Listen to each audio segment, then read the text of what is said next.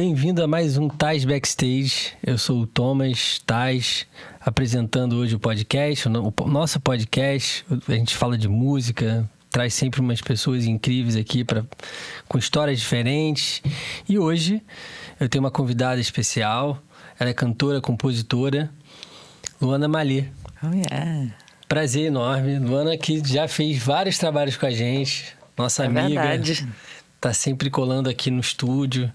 Tem Desde trabalhos o Tais aqui. Fiesta. Desde o Tais Fiesta, que foi muito legal, né? Foi em 2021, 22, né? 22. E, pô, a gente ficou um ano inteiro fazendo vários eventos e foi incrível, né? Exato. Queria, Luana, que você falasse um pouco como foi, assim, o seu contato com a música. Eu sei que você nasceu na família de músicos e tal, de artistas, né? Eu queria que você falasse um pouco como foi esse seu contato com a música e... Enfim. Eu nunca fiz regressão, mas eu tenho certeza que se um dia eu fizer, vai pintar lá na barriga da minha mãe aquele vozeirão incrível. E esse deve ter sido meu primeiro contato com a música. Fora a frequência penetrante do violino do meu pai, a voz da minha mãe. Isso aí foi, acho que minha primeira... E até hoje, minhas mais fortes referências dentro da música.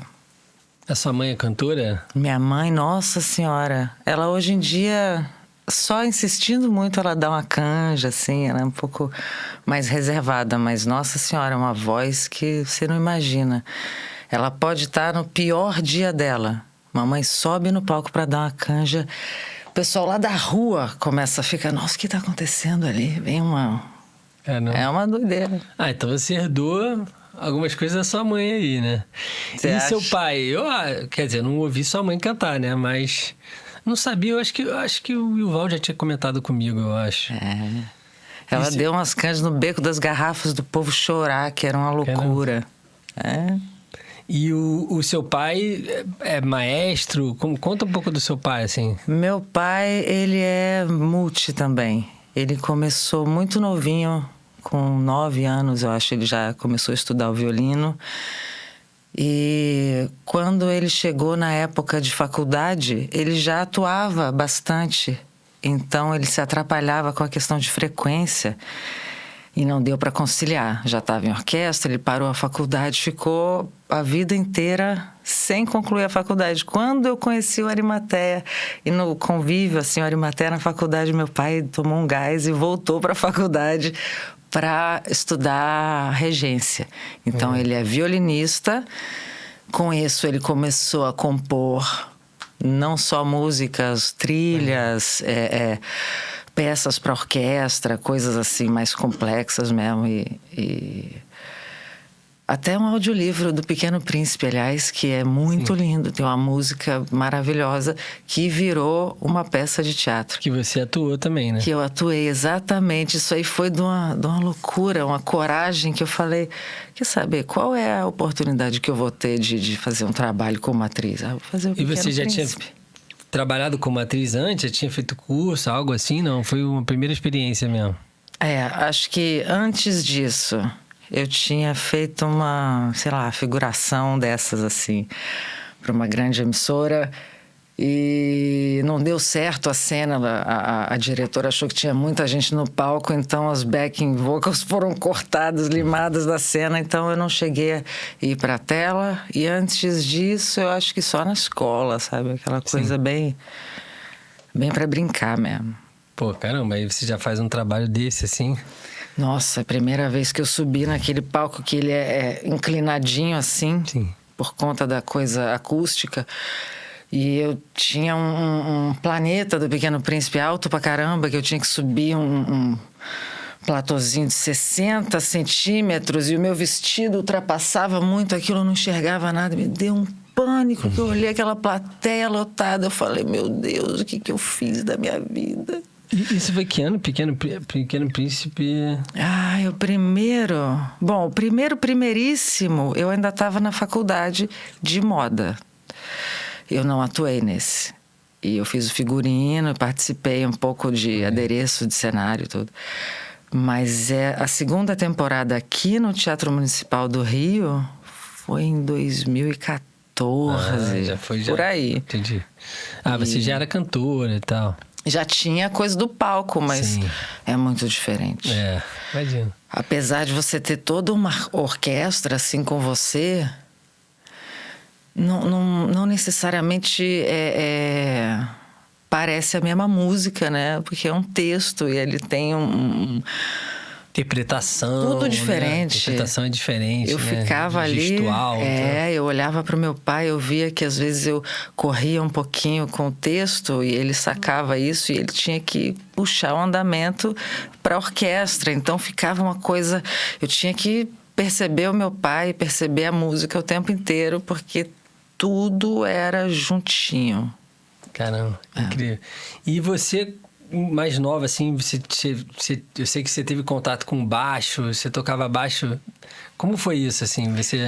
Com 6 anos eu comecei a estudar violino, por conta do meu pai, claro.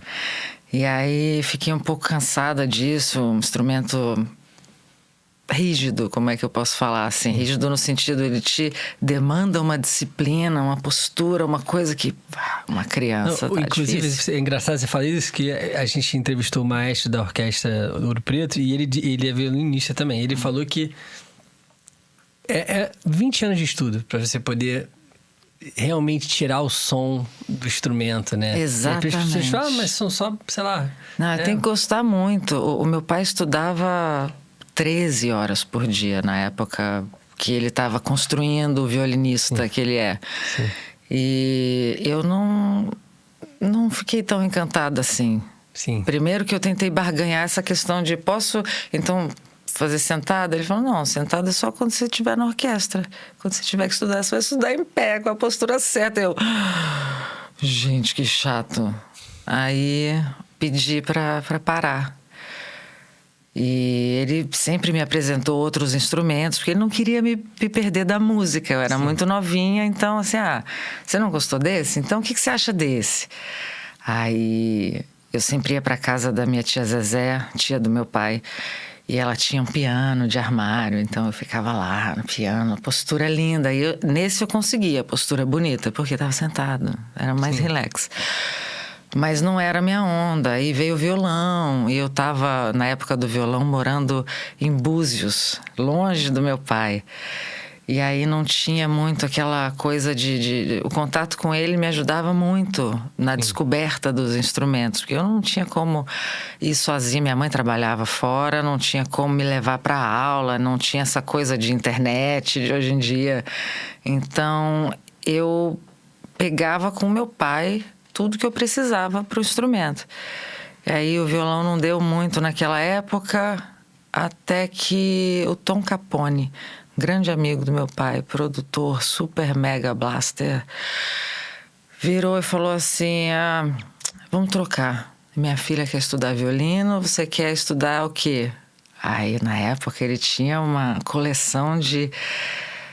Eu não sei quantas chegou assim o número, mas eram mais de 50 guitarras. Mas eu não queria nenhuma, eu queria um contrabaixo. Na verdade, eu queria uma bateria. Sim. Mas os velhos chegaram no consenso de que bateria ia dar merdelê lá em casa.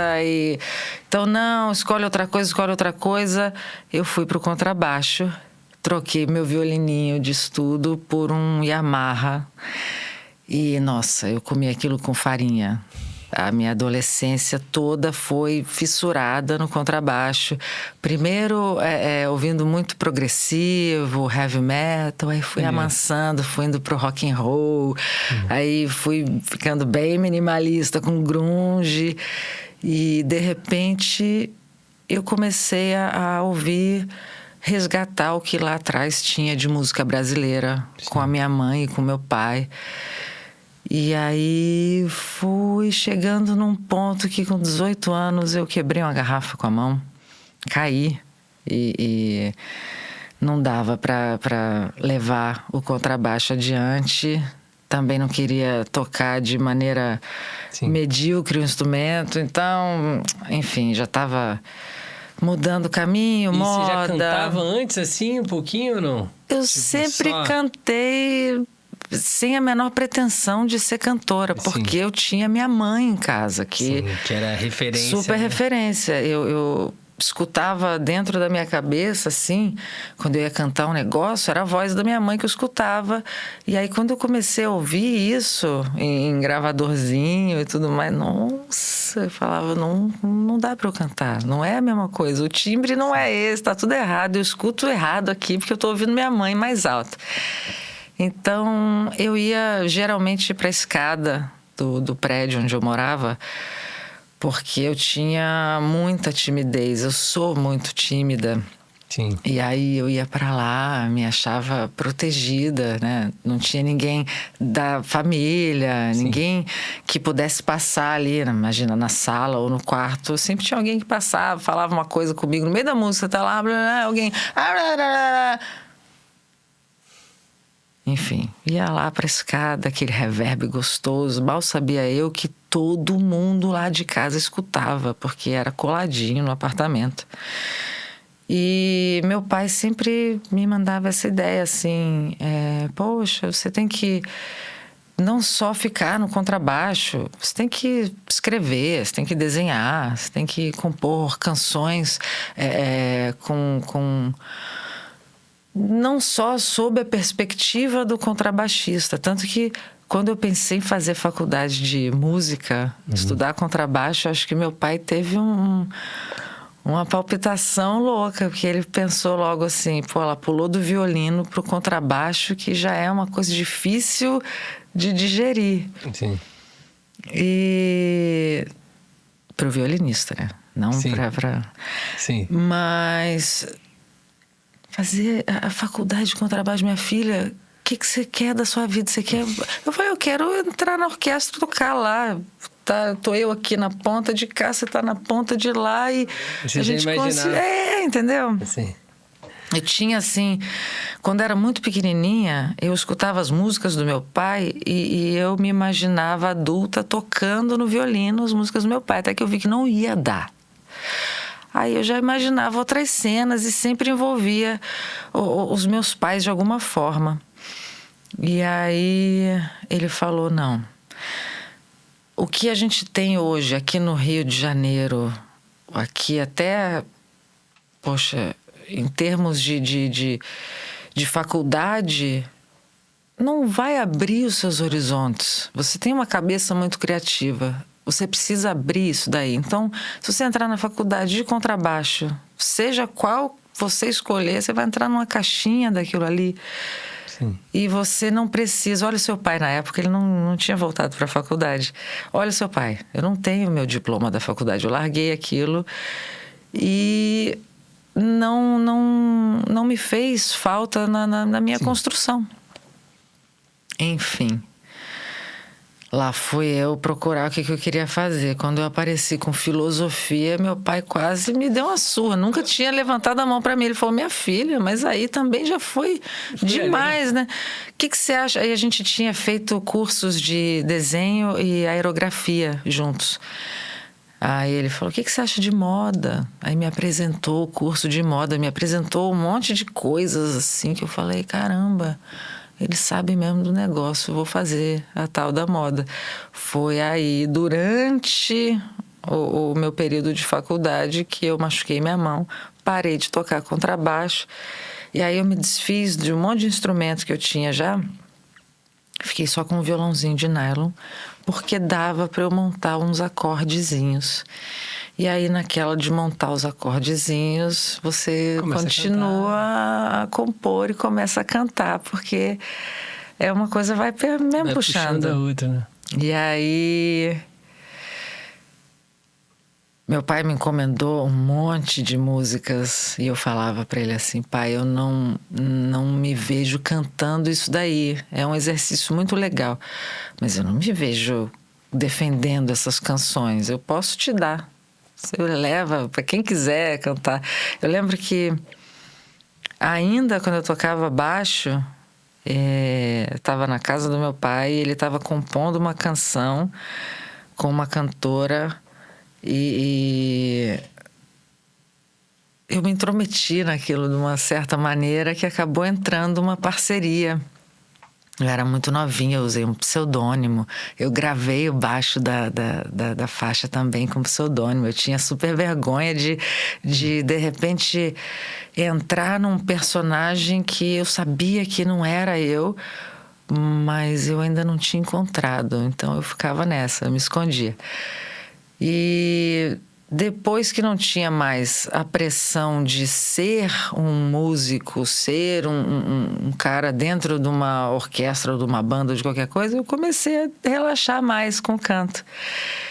E aí, com 21, 22 anos, assim, trabalhando com a Ana Carolina, ela virou para mim e falou: vem cá, você nunca me contou, mas você toca contrabaixo, né? Eu falei: eita, não é bem por aí. Porque eu escondia também essa minha parte de música. Eu não queria que ela achasse que eu estava ali para garfar alguma coisa. Sim. Eu já tinha terminado a minha... Você trabalhava o que com ela, assim, sabe? Eu era assistente pessoal dela. Maneiro.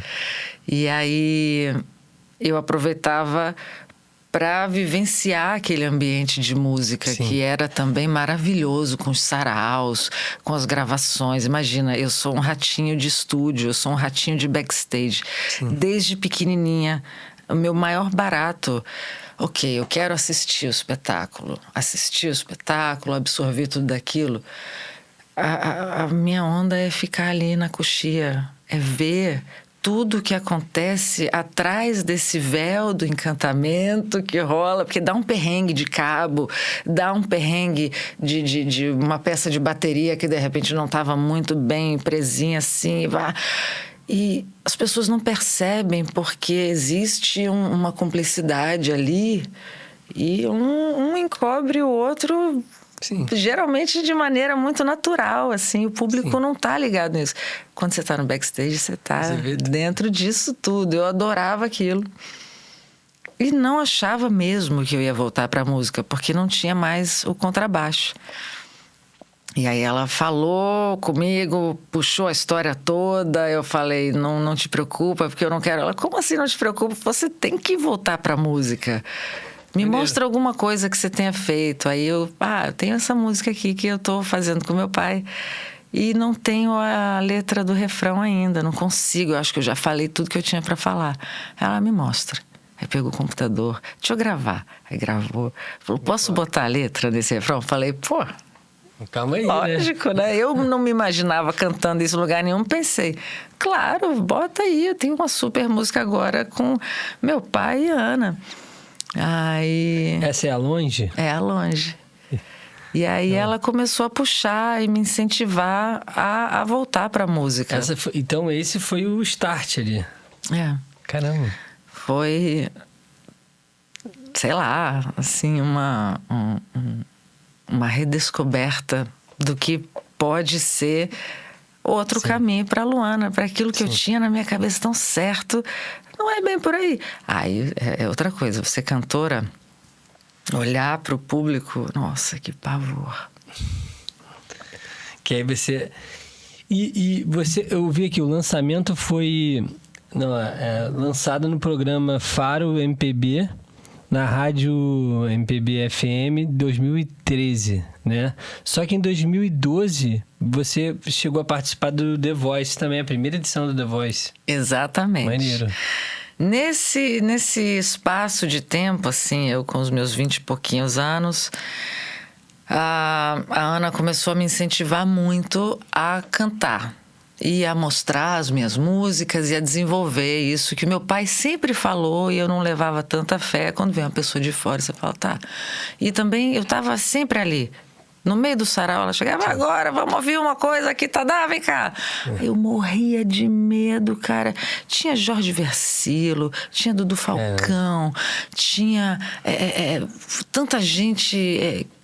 Antônio Villeroy, tanta gente que eu admirava. Sim. Olhando para mim, eu falava: gente, o que eu posso falar? É mais difícil que ainda, eu vou cantar né? para essa gente? Fala, eu entrei em pânico e precisei fazer até terapia para de fato sentir Sim. que tá tudo bem, sem o instrumento na frente, sem a coisa do...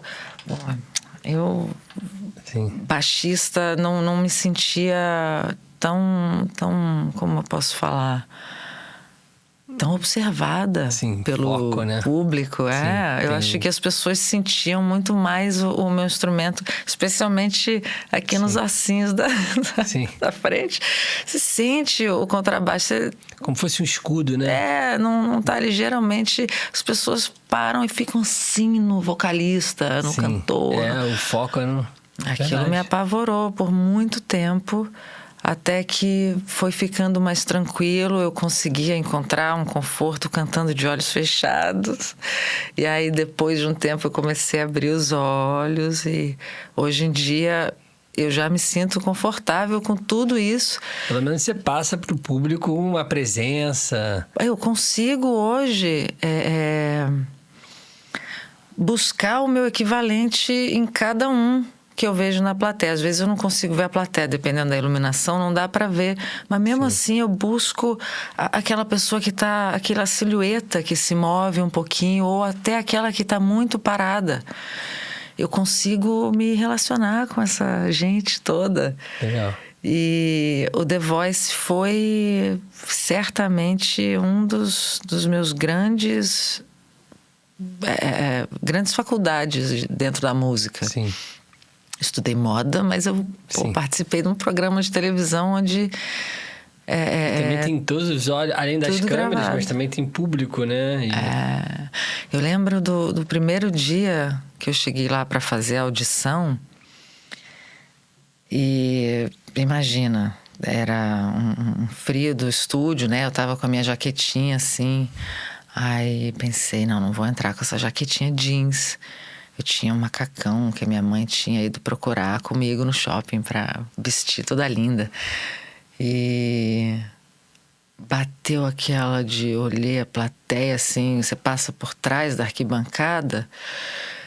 E eu falei, putz, não é só a plateia, mas tem toda aquela gente que eu não tô vendo. Eu não posso ficar nervosa agora. Não vai ser bom se eu ficar nervosa agora. Aí eu fui passando, tirei o casaquinho e falei, onde é que eu vou deixar esse casaquinho, gente? Eu botei assim, fui passando por trás da plateia. Meu Senhor, me proteja. Quando de repente um rapazinho virou e me percebeu passando ali atrás, falou, tá linda, arrasa! Eu falei, obrigada. Eu só precisava de alguém, eu precisava de uma conexão. E aí eu subi no palco e consegui. E naquela mesma hora eu me lembrei, minha avó tá em casa me assistindo, entendeu? Na televisão. Ela é a silhueta que eu não vejo nesse monte de câmera por aí, entendeu? Então foi uma coisa de você realmente conseguir encontrar o seu equilíbrio, mesmo quando você se sente tão observada no palco. Sim, e é muito legal isso, porque eu vejo que o cantor, ele passa... foi o que você falou, o foco é o cantor, né? Quando tem uma apresentação e tal. E ele passa todo o clima pro público também, né? Tanto a performance em si, a técnica e tal, mas também, né, a performance no movimento e tudo mais. E você sempre passou uma presença grande, por exemplo, nos eventos do Tais Jazz Fest. Você entrava e todo mundo, opa, caramba, né? Porque como era instrumental, né, acabava que o foco mudava. Uma hora Ari fazendo um solo, uma hora o Yuval, uma hora o Braga, né? Aí o foco vai mudando. Aí, do nada, você entra e canta. Aí, todo o foco vai pra você, né? Então, e você passava isso.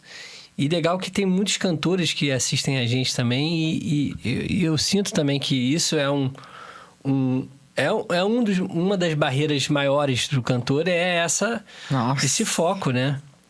Então, você recebe tanta energia que se você não conseguir canalizar aquilo e aterrar mesmo... E aceitar que você eu sei, eu sou bom, eu posso fazer, né? Tá bom. Não...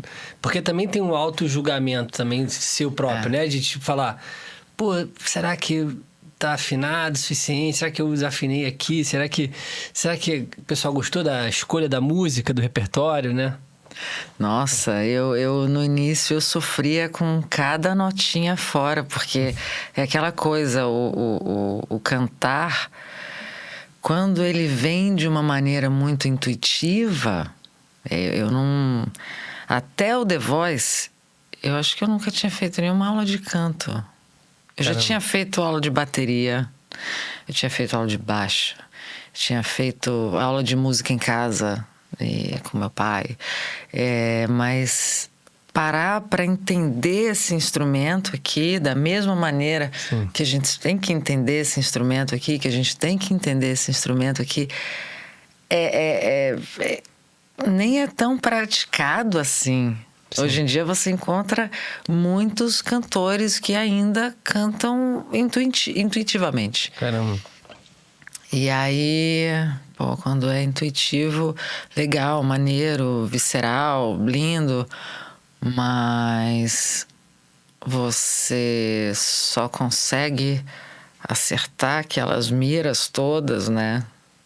Ou fazendo muito até o seu aparelho, sua memória muscular acertar todas aquelas passagens e tudo, ou, pelo amor de Deus, encurtem isso, né? Vai para uma aula de canto, entenda o instrumento, entenda um método de chegar na nota. Então, eu passei muitos anos assim, batendo cabeça. Eu sofria, porque meu ouvido funciona muito bem.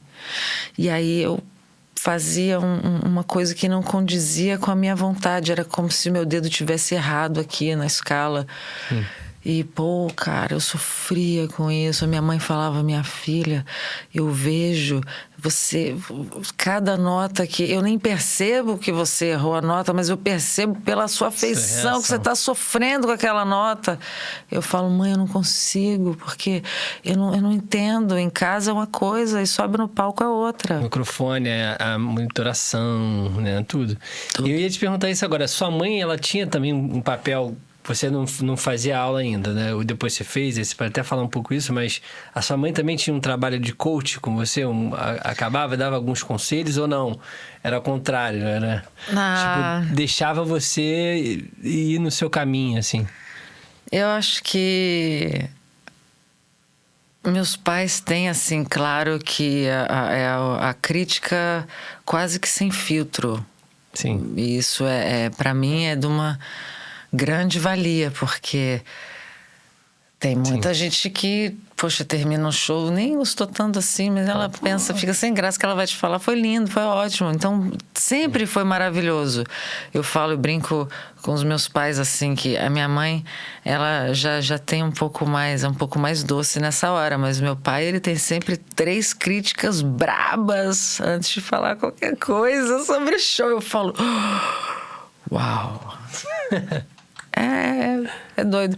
Mas, como eu falei, antes de eu realmente começar a me ver como cantora, imagina, eu nem solicitava a minha mãe, a não ser a lembrança da minha mãe como cantora. Depois que eu comecei a me construir como cantora, eu era tão novinha, cara, eu entrava nos embates muito loucos. Então, eu acho que um jeito meu, assim, de querer fazer tudo muito, tomar a frente das coisas e tudo, eu acho que eu acabava discutindo muito mais com os meus pais do que realmente aproveitando o que hoje eu aproveito dessa coisa das críticas, das 3 primeiras pancadas que meu pai me dá depois de cada apresentação, ou até de coisas da forma de eu me colocar, de eu cantar alguma coisa, e não é só a parte musical, é a parte da interpretação. Então eles têm muito mais bagagem que eu. Sim. Hoje eu aproveito bem melhor do que no início. E essa música Longe foi uma composição sua junto com a Ana Carolina, né? E o meu pai. E seu pai, né? O Glauco Fernandes, né? Ele arrancou essa música de mim, assim, igual, sabe, a gente espreme, crava a força na outra pessoa. Foi isso, porque Eu tava, numa dor de cotovelo, assim, tinha terminado um relacionamento, tava super borocochô, fui lá pra casa dele, no alto da montanha. Aí ele falou, vamos compor. Eu falei, que compor? Vou chorar. Ele, não, então vamos compor sobre o que você quer chorar. Eu, para, pai. Aí ele fala, aí começou com o primeiro acorde, assim.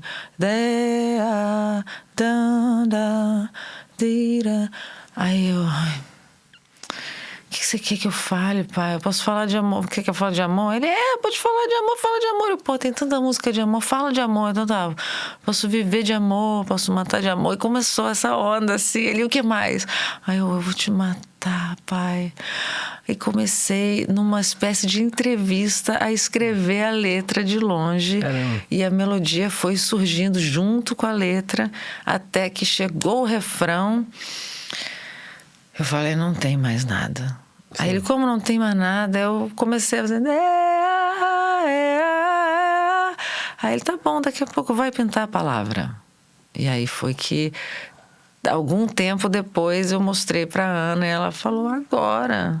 Eu ouvi... No dia seguinte, ou 2 dias depois, já tava lá a letra. Eu falei, que maravilhoso. E agora, o que eu faço com isso? Ela falou, agora você grava uma demo. Você tem que parar de trabalhar comigo, assim, essa coisa, backstage. Vai pro palco, cara. Vai, curte essa onda um pouco. Se você achar que não é pra você, mas eu acho que é pra você. E aí foi uma construção. Pô, irado. E aí depois você ainda... tô vendo aqui, você ainda fez com o Jorge Versilo também, né? Uma música Quem? Você pode falar um pouco do disco dele, Vida é Arte, 2015. Foi engraçado essa música. Quem me conhece sabe que eu não sou de pedir coisas, olha só, grava uma música minha, ou então vamos fazer Eu não tenho muito isso, assim, essas coisas chegam pra mim de uma maneira natural e muito gostosa. Eu acho que é muito gostoso, assim, eu nunca forço barra pra nada. E aí tinha um sarau na casa da Ana acontecendo, e eu tinha feito uma música, eu acho que era ela, e resolvi, estava mais confortável ali, era o Versilo, Dudu Falcão, Querativelo, Ana Carolina, Mombaça, era uma galera assim que caneteava lindamente. Eu me senti confiante para mostrar minha cançãozinha. E nesse dia o Versilo, adorou. Falou, cara, que bom te ouvir, que coisa legal. Ele me conhecia desde muito novinha, porque meu pai tocou com ele desde lá de trás.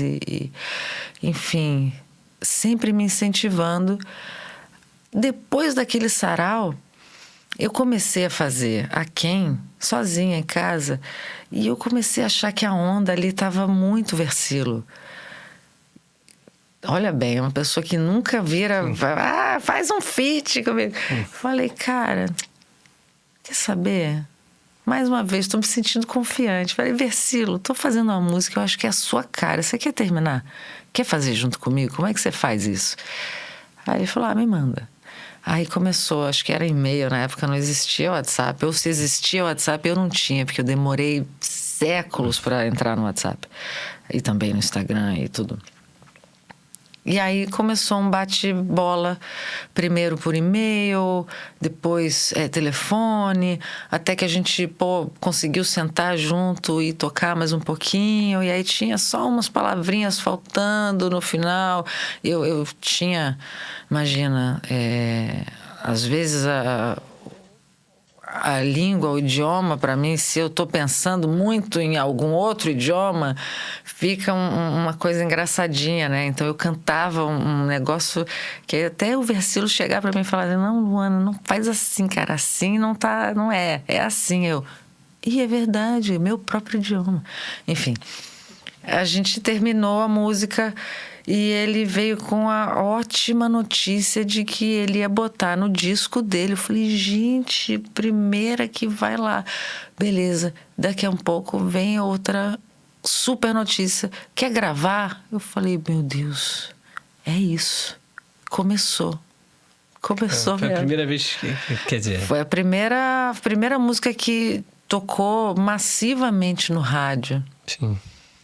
A Longe, que foi a primeira... Sim, acho que foi a primeira gravação que a gente botou assim na roda. Já tinha tocado no Faro MPB, tinha tocado, acho que não lembro se na Roquete Pinto, tinha feito assim uma coisinha aqui, outra ali. A quem? Eu podia ligar o rádio, qualquer uma das grandes emissoras, assim, se eu passasse 2 horas ouvindo, em algum momento ia tocar. Caramba. Tocava o dia inteiro. Eu tinha os amigos que falavam assim, Luana, é muito engraçado, porque a gente sente exatamente o que você deve estar sentindo, que emoção que é. Olha, essa menina tá tocando na rádio. E foi... Ali você acha muito. que foi tipo, tá, é isso, né? É isso que eu vou fazer. É isso que eu vou fazer. Não, ali já estava bastante. Eu já tinha feito The Voice, já tinha... É verdade. Depois, eu acho que foi 2015, né? The Voice foi 2012. Não, o Quem? Quem? Eu acho que a gente começou a compor em 2013. Aí, em 2014, a gente começou a testar coisa de arranjo. Eu lembro que teve uma das restas do Pequeno Príncipe que tinha um show do Versilo em Niterói. E ele foi assistir a resta do Pequeno Príncipe no Teatro Municipal. Depois a gente teve que sair, assim, correndo para esse show. Chegando lá, eu ainda estava toda caracterizada, que meu cabelo estava vermelho por causa da rosa. E as maquiagens muito exageradas, porque tem uma distância no palco ali, assim. Enfim, foi a primeira vez que a gente tocou a música para a plateia. Não tinha gravado nada, a gente já tinha testado um monte de coisa. Eu tocando guitarra. E foi emocionante. Isso foi em 2014. E aí eu acho que o álbum dele saiu em 2015. Então tem um tempo, desde que começa a fazer... Tem canção que sai mais rápido, mas geralmente... Normalmente quando entra em álbum, assim, aí acaba demorando um pouco mais, né? Porque tem outras músicas sendo produzidas também. Hoje em dia o pessoal tem uma necessidade tem uma velocidade diferente, eu acho. Mas eu gosto muito de saborear cada fase. É o que eu falo. Quando eu comecei a cantar...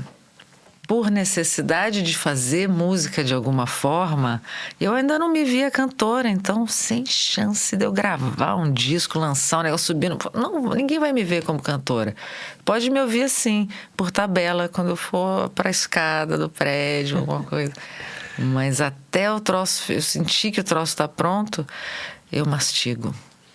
E você, quando você entrou assim pra cena do jazz do Rio de Janeiro? Porque você, nessa época, você era mais MPB e tal. E aí, qual foi o gatilho pra você entrar ali e falar assim, opa, vou começar a estudar ela? Enfim, fala um pouco disso também, porque... O jazz, ele veio forte com a Arimateia. Quando a gente começou a namorar, ele... E você conheceu o Ari, desculpa, eu vou pegar já. Como você conheceu o Ari quando, assim? Bom, em janeiro de 2015, eu assisti uns shows no Semente do Silvio Fraga, que na época era um quarteto. Não, já estava se transformando em quinteto, O Cipriano já estava entrando lá. E aí, eu vi aquele trompetista, assim, né? O Ari, ele tem uma coisa no palco que parece que ele realmente vai para uma outra dimensão, não é brincadeira. E me impactou bastante, mas ao mesmo tempo, depois que o show terminou e o Mac William foi apresentar a gente, ele basicamente fez assim com a cabeça, deu um sorriso muito rápido e saiu. Foi-se embora, me deu o menor cabimento. Eu falei, tudo bem. Imagina, ninguém é obrigado a nada. muito prazer. Tocou muito lindo, não deu tempo de falar. E aí eu fui num segundo show. E ele também saiu correndo. Aí eu descobri que o Arimatea era um cara que muitas vezes na mesma noite ele tinha 2, 3 gigs de jazz. E aí a gente se esbarrou num outro desses que foi no The Maze. E a gente conversou muito naquela noite. No dia seguinte ele me mandou uma mensagem no Facebook, porque eu acho que... eu não sei se eu usava Instagram, se era uma coisa muito forte na minha vida. Acho que essa época era Facebook mesmo. Ele me mandou mensagem ali, por acaso eu vi, porque eu sempre fui muito desligada daquilo. E a gente conversando, ele falou: o que você está fazendo agora? Vamos fazer alguma coisa? Eu falei: fazer alguma coisa, eu acabei de me mudar, eu tenho parede para pintar, tenho massa corrida para passar em buraco de furo de antigo morador. E aí ele falou: pô, posso te ajudar. Aquele trompetista... Sim. Me ajudar? Pô, minha experiência com músico, assim, eles são ótima companhia. Enquanto eu tô pintando a parede, eles ficam lá conversando, porque eu acredito que talvez eu seja melhor de restauração, não depois da pandemia, mas até então eu era melhor de restauração de casa do que qualquer outro. E aí eu falei: tem certeza? Depois a gente faz alguma outra coisa, eu tenho que fazer isso mesmo, mas, né? Ele falou: eu sou um peão nato. E aí foi uma coisinha assim que a gente falou, era peão nato que toca trompete... Não, peão nato que escuta Miles e toca trompete. Porque nessa de conversar, eu sempre pedia: me indica um disco para ouvir agora. E aí tava um dia meio cinza, ele me indicou o Kind of Blue, que por acaso tava o CD em cima da mesa. Eu falei: que engraçado, vou botar. Já ouvi essa semana, vou botar de novo. E a gente ficou ouvindo ele lá e eu cá. E aí, de repente, nessa, peão nato, escuta Miles, toca trompete, chegou lá em casa com lixa e vários aparatos. Eu falei: olha lá, você até que tem umas coisas, né, ô peão? Ele falou: eu tô falando sério, eu já trabalhei com construção civil, eu já fui soldador, já fiz um monte de coisa, então você vai ficar de bobeira. Eu falei: então tá, então já que você é experiente, você vai ficar com a cozinha, porque a minha cozinha era um troço assim, a geladeira depois que entrou ali, não tinha como tirar para pintar a cozinha, então ele teve que dar um jeito numa micro cozinha de pintar, e ele botava o pé assim por cima do parapeito e o outro por lá. Eu falei: o peão nato que escuta Miles e toca trompete virou um Homem-Aranha incrível. Eu vou fazer a sala, você faz a cozinha. E nisso a gente conversava pela portinha. E também tivemos altos momentos de silêncio, que foi o que me ganhou. E a gente começou a namorar. E eu comecei a frequentar esse circuito de jazz forte do Rio de Janeiro, com 2 ou 3 gigs por noite de seu Arimatea, até um belo dia em que, precisando de sub de cantora, ele falou: por que você não faz? Eu falei: eu não canto jazz, Ari, meu trabalho é todo MPB. Ele falou: mas você canta tudo. Pare com isso, você canta tudo. E eu tô vendo você em casa cantando tudo. Eu falei: então de repente eu canto sim. Você vai fazer o gig, eu vou estar lá com você. Vou pensar nas 12 músicas. Para quando é? Para sexta-feira. Isso era terça. Eu falei: oh, Deus. Comi aquele repertório com farinha, que eram canções de gravações da Ella Fitzgerald. E aí todo o meu estudo de jazz começou em cima dessa cantora que eu já tinha muita estima. E eu precisava, não tinha ainda a facilidade do iReal e das coisas assim, pelo menos para mim não tinha. Sim. Eu tinha que pegar o real book, eu tinha que ouvir a gravação, eu tinha que transpor aquilo dali bonitinho na parte, para não chegar dando trabalho para o músico, porque se eu desse trabalho para o músico, ele ia dar trabalho para mim. Sim. Então começou uma coisa de, pô, a Luana é muito organizada, cara. Ela chega aqui com as pastas e com tudo no tom dela. E aí eu comecei a fazer os gigs. De respeito, né? Exatamente. Essa organização, maneiro. E aí um amigo que fala bem de você, o outro resolve te chamar também. É isso aí. E aí eles perceberam que a minha cabeça era mais cabeça de músico e começaram a ficar mais à vontade de me chamar. E hoje em dia eu falo que eu toco com todo mundo, adoro tocar com todo mundo. Toda vez que eu subo no palco, faço a menor ideia de como vai surgir uma música, aí mesmo que eu tenho má vontade, que o cara vira pra mim e fala: como é que você gosta de cantar essa música? Eu falo: como você gosta. Eu gosto de tocar do jeitinho que você toca. Aí o cara isso foi te dando mais palco, tipo assim, você foi entrando mais palco, e você foi quebrando totalmente essa coisa da... Beleza, você fala que você ainda é tímida e tal, mas isso foi quebrando, né, totalmente. E foi criando a sua carcaça e também a sua experiência no palco, né? Eu acho que sim. E aí, você estava com esse trabalho em paralelo do jazz, você continuou com o seu trabalho da MPB ou você deu um tempo para ele? Como foi isso? Eu precisei me aprofundar bastante no jazz, porque comecei a circular com uma galera muito barra pesada. O Arimatea é muito barra pesada, os amigos dele são muito barra pesada. Sim. Eu comecei a fazer um programa toda quarta-feira com Luiz Otávio e o Arimatea, era um trio numa delicatessen que por acaso a gente toca lá. Hoje, não ainda, porque a gente teve uma pausa e hoje a gente toca em outra casa, mas do mesmo grupo, com o mesmo nome.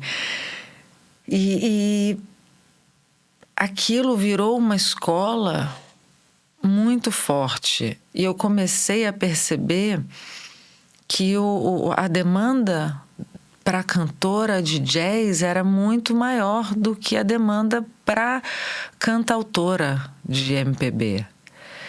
E por estar num fluxo mais produtivo, o jazz acabou tomando 100%.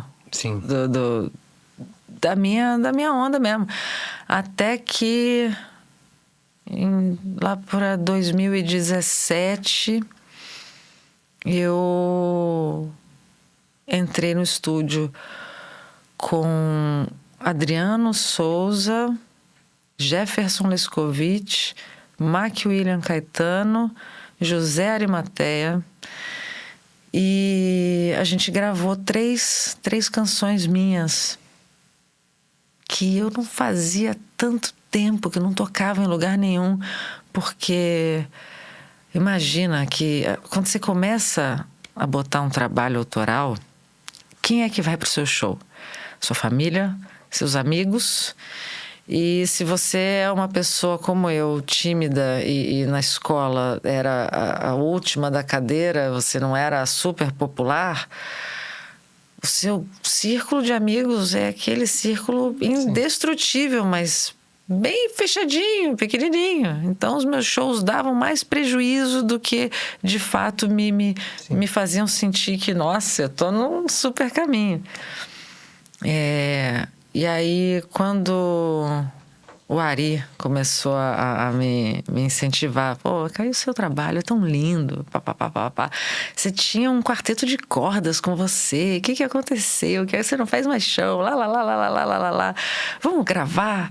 Eu falei, vamos, mas, poxa, aquele já foi feito, né, o semiacústica, papapá. Ele falou, eu vou te apresentar o cara. E foi quando ele disse pro Adrianinho, conversa com a Luana. Eu não sabia o que a gente ia gravar ainda. Eu já sabia o que eu tinha gravado e sabia o que eu não tinha gravado. Eu cheguei lá, mostrei algumas músicas para ele e durante a nossa conversa foi ficando mais natural apostar em 3 canções. E aí ele escreveu os arranjos e a gente chegou no estúdio. Me lembro que quando eu ouvi aquilo, eu falei, cara, que é isso? É um olhar que eu não tinha, uma referência que eu ainda não tinha conseguido trazer. Eu comecei a perceber que MPB é jazz também, sabe? Então, e tudo podia... se comunica, né? eu podia botar aquelas músicas dentro do gig de jazz também. E aí a gente lançou Carnaval, Ela e Vai Passar. Daí pra frente eu comecei a colocar mais canções dentro dos shows. Eu comecei a conseguir fazer em casas de jazz o show entre o show da Luana autoral e o gig de jazz. E aí começou a tornar uma coisa diferente, até que eu falei, pô, quer saber? Preciso botar tudo agora. E eu tinha assistido um show do André Vasconcelos Trio no Dolores Club. Ele estava lançando um disco e ele, Eduardo Farias e Felipe Alves tinham um negócio, aconteceu uma coisa tão transcendental naquela noite que eu saí de lá com a certeza de que eu precisava daquilo, precisava entrar naquele ambiente de alguma maneira. E qual era a maneira que eu tinha para entrar? André, você pode produzir meu show? Eu acabei de sair do seu show, eu tô encantada com aquilo, eu quero fazer parte desse clã, eu quero andar com vocês, eu quero fazer música com vocês, eu quero absorver dessa atmosfera. E aí ele falou, claro, mas para esse tipo de trabalho que você está buscando, o que você tá querendo com as suas músicas e com o que você experimentou das minhas músicas naquele show, tem uma pessoa imprescindível para trabalhar com a gente, que é o Eduardo Farias. Então os dois sentavam comigo e a gente fez uma espécie de... Eu não posso falar imersão, porque a gente voltava para casa, a gente dava um tempo, mas a gente... Sessões, né? A gente teve uma época, uma convivência muito estreitada por conta de experimentar essas canções. E cara, foi uma escola maravilhosa, porque depois dos arranjos escritos, a gente ainda tinha um terceiro elemento a adicionar, que era a sessão rítmica, e fazia muito sentido que viesse com Felipe Alves, que eu conheci naquela época por causa do André, e que fez tanto sentido dentro da minha música, que parece que os três surgiram junto com tudo aquilo. Parece que sempre foi daquela maneira, sabe? E aí a gente fez o show, estreou o show, e os arranjos ficaram tão incríveis. Foi lá no Blue Note, não foi? Foi no Blue Note? A gente fez o Dolores Club, que tinha que ser, tinha que fazer onde ali. Você conheceu eles, né? E a gente fez Blue Note.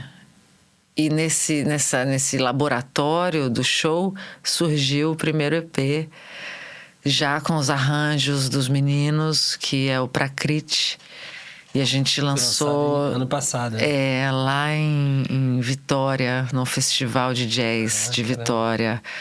Então, de lá pra cá, tudo aquilo foi tomando uma forma cada vez mais...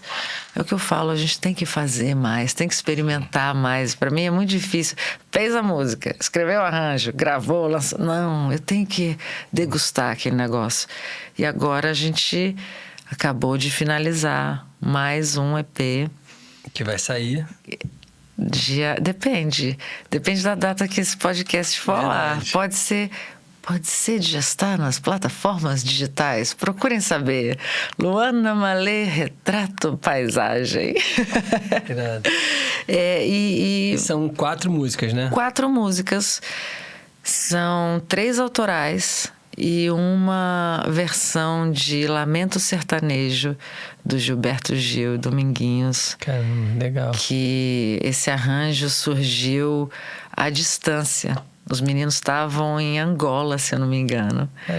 E sabe aquela coisa de hotel com piano no lobby? Sim. E ali rolou uma inspiração, e ali rolou aquela hora do gravador rolando, bim, bim, bim, bim, bim, os meninos tocando, cantando e me mandando. E aí eu falei, tem que entrar, esse arranjo tem que ser registrado, tem que ficar, não pode ser só no show. Aí eu entrei em contato com a editora, primeiro com a produtora do Gil, e aí eles me deram autorização.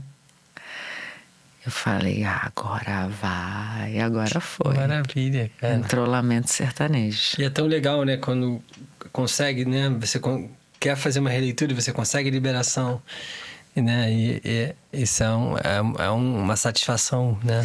Eu nem sabia como é que era hoje em dia para fazer isso, porque eu sempre gravei as minhas músicas, sempre foi uma coisa.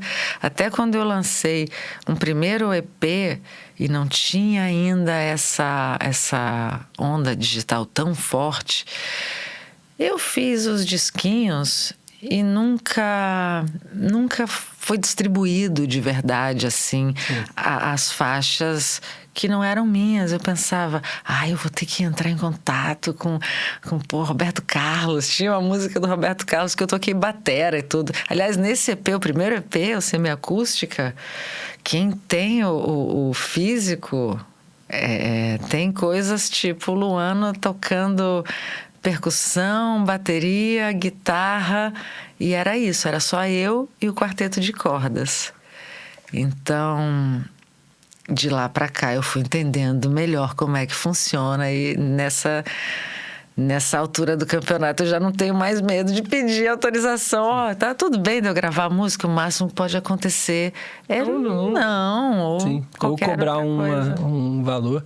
Mas é interessante a gente falar isso, né? Você que é leigo nessa parte, quando você quer gravar uma obra de um autor, né? No caso, você precisa da liberação do autor e, no caso, às vezes tem uma editora. Normalmente esses autores já com uma notoriedade, né? Ele vai ter uma editora. Então você tem que procurar a editora, que a editora vai fazer a liberação, vai entrar em contato com o autor, né? Óbvio que se você tiver um contato, igual a Luana tinha contato da produtora do Gil, ela encurta o caminho também, porque... mas tá no site. Você falou, ótimo. Eu não sei se eu procurei no site do próprio Gil ou se eu já sabia o nome da produtora, que eu falo, não a pessoa, mas a empresa. Sim, empresa, sim. Que agora eu esqueci, me fugiu da cabeça o nome. Mas eu fui lá na internet porque eu já sabia o nome. Eu disse, tá aqui, vou entrar em contato assim, legal. E é legal, porque tem eu acho que o Gil é o caso, é um dos autores que costuma dar liberação, gosta de expandir sua arte, mas tem muitos compositores que não gostam. Falam, não, quem vai cantar? Não tem a ver comigo.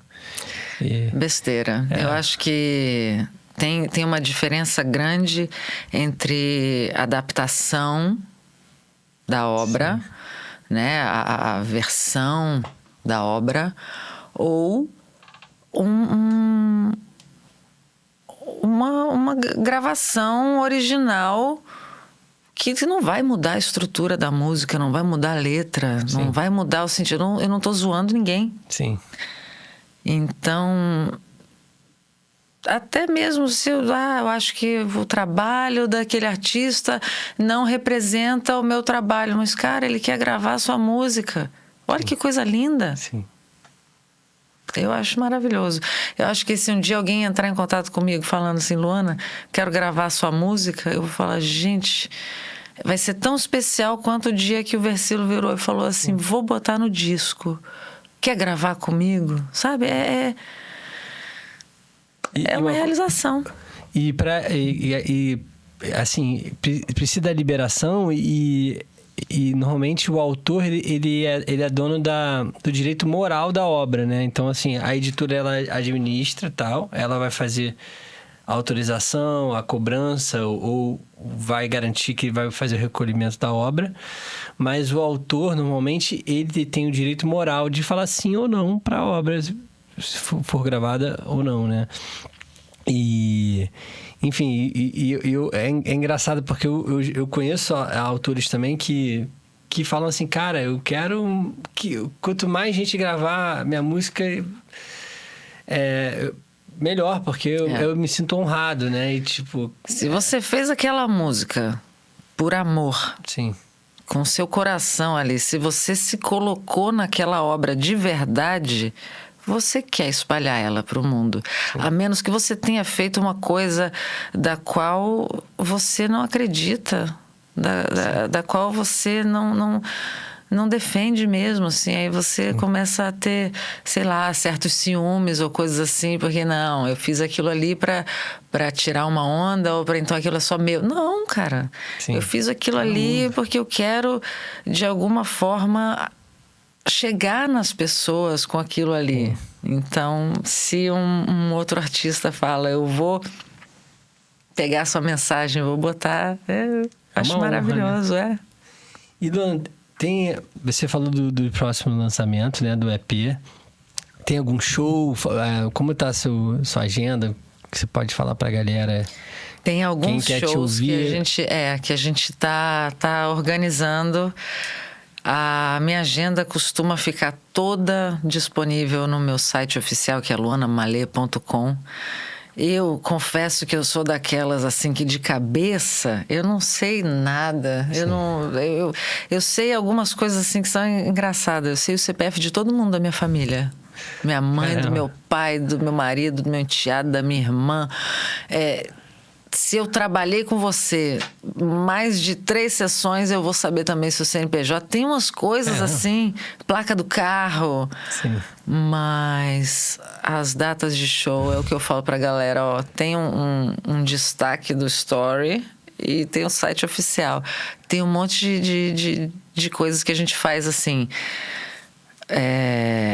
Fixos, por exemplo, toda quarta-feira eu tô no Barra Shopping, na Le Depaner, com a Arimatea, e sempre a gente leva um pianista diferente, às vezes um guitarrista diferente. E o horário, mais ou menos, que é? De 6h30 às 8h30. E é engraçado que calhou da gente gravar o Misto Quente aqui, o Misto Quente vai ao ar às quartas-feiras, às 6h. Então eu já tenho o meu alarme, a gente passou o jazz, inclusive, que começava às 6h. Primeiro dia eu não conseguia começar o gig e dar conta do Instagram, o Misto Quente ao mesmo tempo. A gente passou o gig para 6h30. E agora eu tenho um alarme. Quando dá 1 minuto para as 6, eu abro o Instagram, eu vejo. Tem que acertar, tem que falar, tem que curtir. Bum, 6h30, ataca, eu não vejo mais meu celular até o dia seguinte. Demais. Eu vou abrir agora para perguntas lá fora. Já tem alguém aparecendo ali. Gente, não é possível que já passou 1 hora. Já tem 1 hora, exatamente. Uau! O papo vai rolando aqui. 5 minutos. Foram só 5 minutos. Vocês aqui acham que foi 1 hora. E vai... Chamei o Ari lá fora, que tava vendo o jogo de boxe, a luta de boxe. Vocês estavam falando sobre multi-instrumentismo, né? Instrumentalidade, na verdade. Existem vários tipos de formação de cantor, de cantora. E, enfim, pessoas que só cantaram depois, que sempre cantaram, ou então que não gostam exatamente de cantar, mas cantam por necessidade, porque tem que fazer um backing vocal numa banda. Existem várias realidades de cantores. E vou fazer uma pergunta meio parecida com o que eu fiz antes, só que diferente. Como é pensar também... também é um instrumento melódico a voz. Raríssimas pessoas conseguem fazer aquela coisa de harmonia com a voz, né? Canto com harmônicos e tal, não sei o quê. Como é que é pensar melodias se os instrumentos que você toca ou já tocou, eles têm sua parte visual também, né? Quando você Eu, por exemplo, sou tecladista, eu penso num pianinho, ou então penso numa partiturinha, ou nos nomes das cifras. Ou um violinista pode pensar o espelho do violino, e coisas do tipo. Como é Maravilhosa. Então, sei lá, se a voz tem um ritmo, vai para um sketch, vai para um lugar mais percussivo, que é onde tem o jazz, pensa-se na percussão ou não? Ou se está tocando uma coisa mais de improviso, pensa-se num pianinho, pensa-se numa flauta, ou em nada, ou é uma coisa mais sinestésica? Como é que é o pensar? Maravilhosa pergunta. Você tem podcast? Um dia. Eu quero ouvir o podcast desse cara. Ó, tem uma coisa muito doida, porque realmente, na época que eu tocava contrabaixo, eu tinha, assim, a visualização da escala, mas eu tinha atrelado a essa visualização os sons dessas notas, né?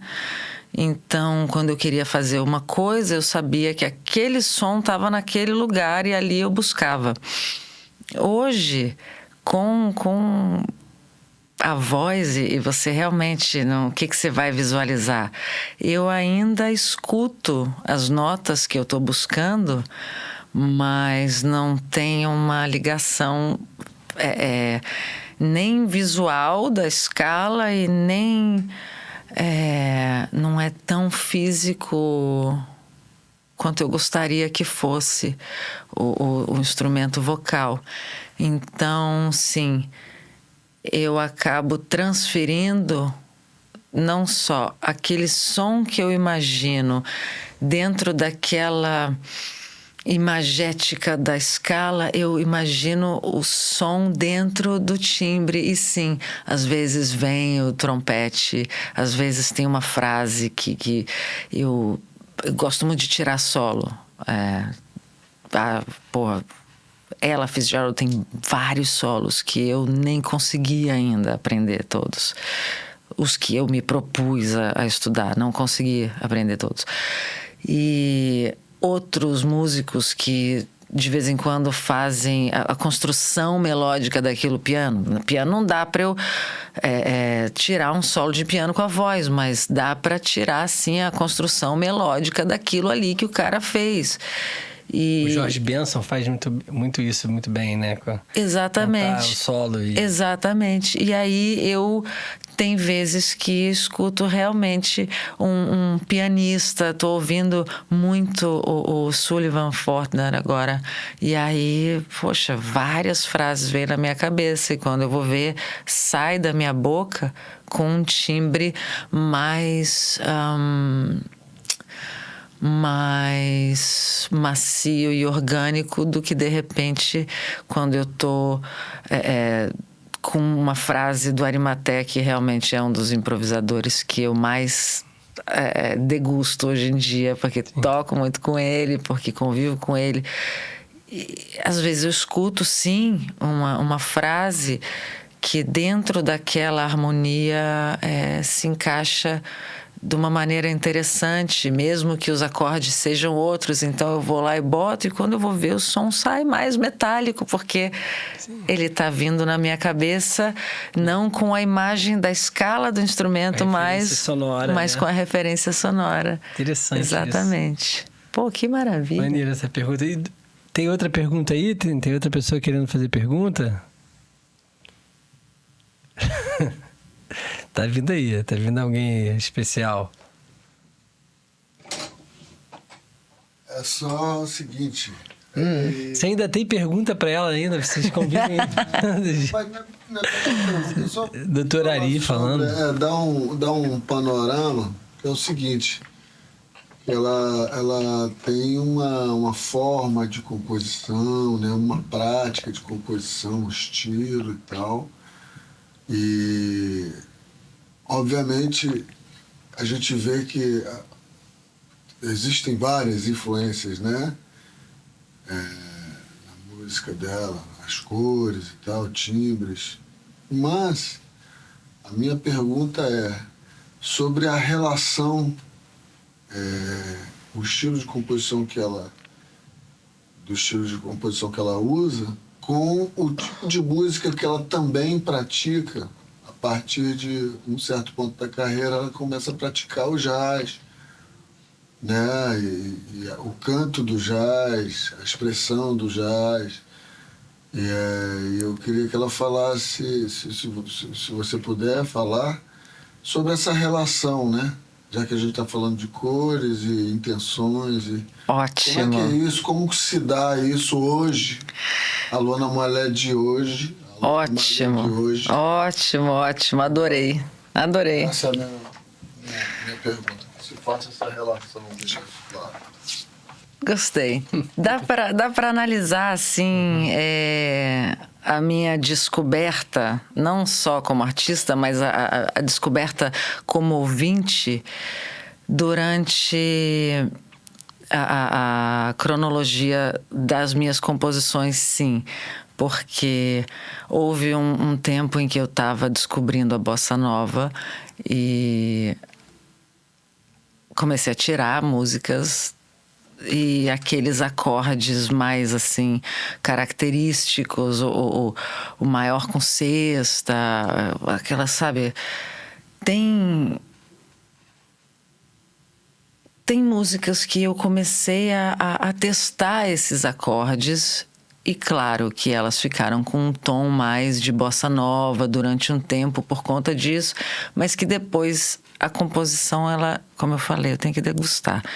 A gente começa a levar para um outro lugar aquilo que nasceu de uma escuta de bossa nova e tinha uma harmonia mais voltada para a bossa nova, de repente, com o passar do tempo no show, vai se transformando e hoje...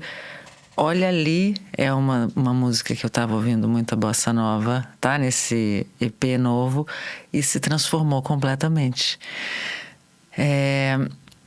Depois que eu passei a ouvir, não tinha atuado tanto assim ainda no jazz, mas estava no meu caminho para isso. E com o jazz, aqui pelo menos, a gente vê muito blues. Sim. E aí você tem músicas como Como Dizem Por Aí, como Carnaval, que eu já peguei outros acordes emprestados, outros caminhos harmônicos também emprestados do blues e tudo. Hoje... Eu sei que tem um tempo, desde a minha última composição assim, de harmonia, melodia e letra. Eu fiz, a última foi escrever letra em cima de uma música que já estava pronta e tudo. Eu tenho um monte de pequenos caminhos que eu acho que por conta desse estudo com jazz, assim, a minha cabeça abriu de uma maneira tão louca que eu tenho um monte de músicas que eu não consigo terminar. Ficou uma coisa, tem uma mania, uma moda do TDAH que falam e pode ser aplicado a meu método de composição, porque me abriu tanto horizonte que agora eu sinto dificuldade de fechar uma música e terminar.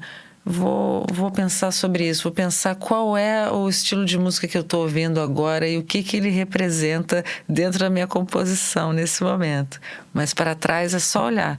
Pega as gravações e vai ver, nesse momento a Luana estava ouvindo mais bossa nova, nesse momento a Luana estava ouvindo mais MPB, nesse momento a Luana estava mais rock and roll, porque tem uma fase em que eu fui para o Recife e gravei música... Era misturado música regional com música eletrônica e o personagem era outro, completamente diferente.